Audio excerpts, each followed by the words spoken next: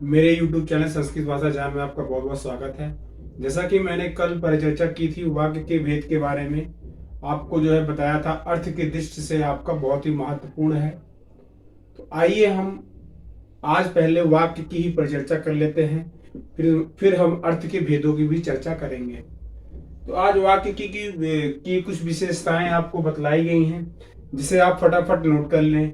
ये जितने भी पॉइंट्स आपको बतलाए गए हैं ये परिभाषा के अंतर्गत आते हैं। वैयाकरण में हिंदी की जो है संरचना के बारे में हम पढ़ रहे हैं, उसमें में से सबसे महत्वपूर्ण हम वाक्य को पढ़ रहे हैं।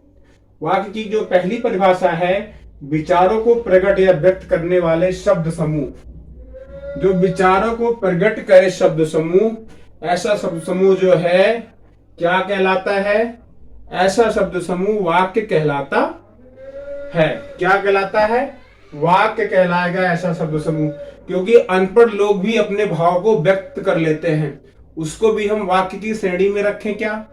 यह बहुत ही जटिल जटिल प्रश्न है, क्योंकि विद्वानों ने माना है कि वाक्य का व्यवस्थित क्रम हो और वह व्याकरण के अनुसार शुद्ध भी हो, तभी वह वाक्य माना जाएगा। लेकिन फिर भी अगर किसी के भाव को प्रकट कर रहा है शब्द समूह, तो वह वाक्य की श्रेणी के अंतर्गत जरूर से जरूर आता है।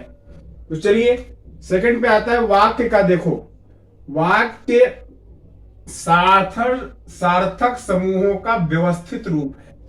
मतलब जो वाक्य बनेंगे उनका सार्थक और व्यवस्थित रूप होना चाहिए। सार्थक शब्द वे होते हैं जिनका कोई अर्थ निकलता हो। आपके शब्द का अगर अर्थ नहीं निकल रहा है, आप चाहे एक पेज लिख दीजिए चाहे 2 पेज लिख दीजिए, आपको नंबर नहीं मिलते हैं। क्यों नहीं मिलते हैं? क्योंकि उन शब्दों का उस प्रश्न के उत्तर में कोई महत्व ही नहीं होता है। तो व्यवस्थित क्रम हो, साथ में सार्थक हो, उस शब्द का अर्थ भी निकलता हो, तभी वह सही माना जाएगा। तो दूसरा पॉइंट हो गया, पहला पॉइंट क्लियर हो गया। तीसरे पॉइंट पे आते हैं। वाक्य में 3 चीजें परम आवश्यक हैं। वो 3 चीजें क्या हैं? आकांक्षा। आकांक्षा मतलब जानने की इच्छा हमारे अंदर हो। जैसे एक वाक्य हम सुने, एक वाक्य सुनते ही हमारे अंदर यह जिज्ञासा पैदा हो जाए, जानने की इच्छा पैदा हो जाए कि दूसरे वाक्य में क्या, अगली लाइन क्या आएगी। जैसे हम उपन्यास ग्रंथ पढ़ते हैं, कोई सी कहानी हम पढ़ते हैं, तो उसमें क्या होती है, जैसे हम यह मूवी देखने जाते हैं तो हम सोचते हैं इसके बाद क्या हुआ होगा। तो यही तो है आकांक्षा। यही तो आकांक्षा कहती है। आपकी जानने की इच्छा जिस दिन मर जाएगी उस दिन व्यक्ति का जो है अस्तित्व ही समाप्त हो जाता है। इसलिए प्रत्येक व्यक्ति के अंदर आकांक्षा का होना अत्यंत आवश्यक है। अगली बात, योग्यता। योग्यता का मतलब क्या है? कोई पिक्चर आपको फिल्म दिखाई जा रही, कोई कहानी सुनाई जा रही, कोई उपन्यास पढ़ रहा है, अगर शब्द के अर्थों को ही समझ नहीं पाएगा तो क्या करेगा? उसके पढ़ने का और पढ़ाने का कोई मतलब फिर नहीं रह गया। आप एक मूवी देख के आए, 2 घंटे 2.5 घंटे, आपने मूवी में कुछ आपको समझ में नहीं आई, तो आप में वो योग्यता भी होनी चाहिए कि शब्द के अर्थ को समझ सके।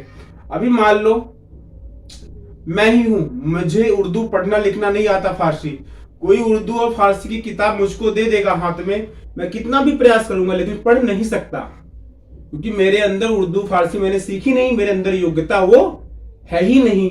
तो किसी चीज को सीखने के लिए योग्यता का भी होना अत्यंत आवश्यक है। जब तक आपकी योग्यता नहीं होगा, शब्द के अर्थ का ज्ञान नहीं होगा, इसलिए कहा गया शब्द के अर्थ का ज्ञान आवश्यक है। अगला, ज्ञान नहीं है बल्कि ज्ञान है। बार बार ज्ञान निकलता है। क्या है? ज्ञान है। शब्द के अर्थ का ज्ञान बहुत जरूरी है, जानना बहुत जरूरी है। क्रम। क्रम को मैंने बताया, क्रम का सबसे विशेष महत्व है।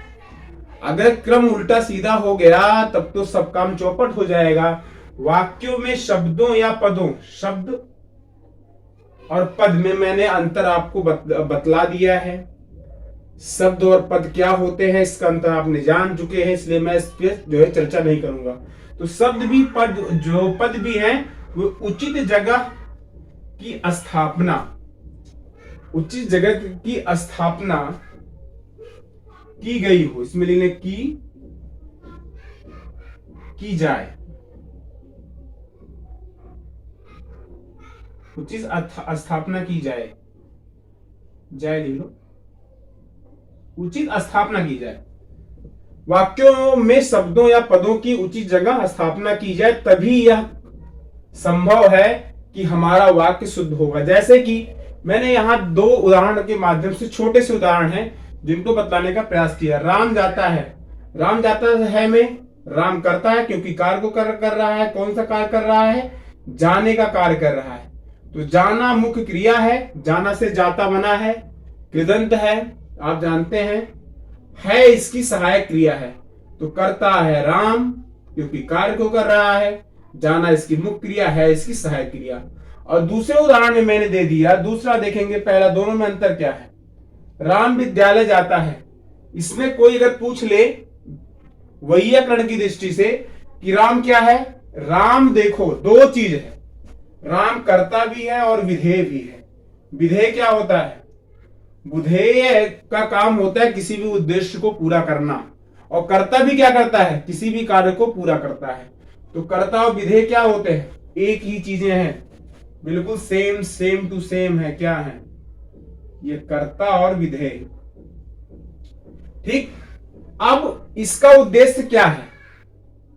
विद्यालय जाना, विद्यालय जाएगा, इसका उद्देश्य क्या है? विद्यालय को पहुंचना। तो उद्देश्य इसका विद्यालय है, और इसमें इसको जो है पहुंचाने में कार्य कौन करेगा? मुख्य क्रिया, क्योंकि जाएगा तभी तो विद्यालय को पहुंचेगा। और सहायता कौन करेगा? है। तो सहायक क्रिया है, वो इसकी सहायता करेगी जाने में। इस प्रकार से सभी की सहायता से क्या होगा? जो ये विधेय है अर्थात राम है, अपने कार्य को पूरा कर लेगा। उद्देश्य का मतलब क्या है? जो उसका कार्य है वह संपूर्ण हो जाएगा। तो वीडियो आपको कैसा लग रहा है? लाइक करें, शेयर करें, कमेंट करके आप मुझे बतलाएं कि आपको कितना समझ में आ रहा है। अगर वीडियो पूरा समझ में आया हो, लाइक करें, शेयर करें, कमेंट करें। आप सभी का बहुत बहुत धन्यवाद। जय हिंद, जय भारत, वंदे मातरम। बहुत बहुत धन्यवाद आप सभी का।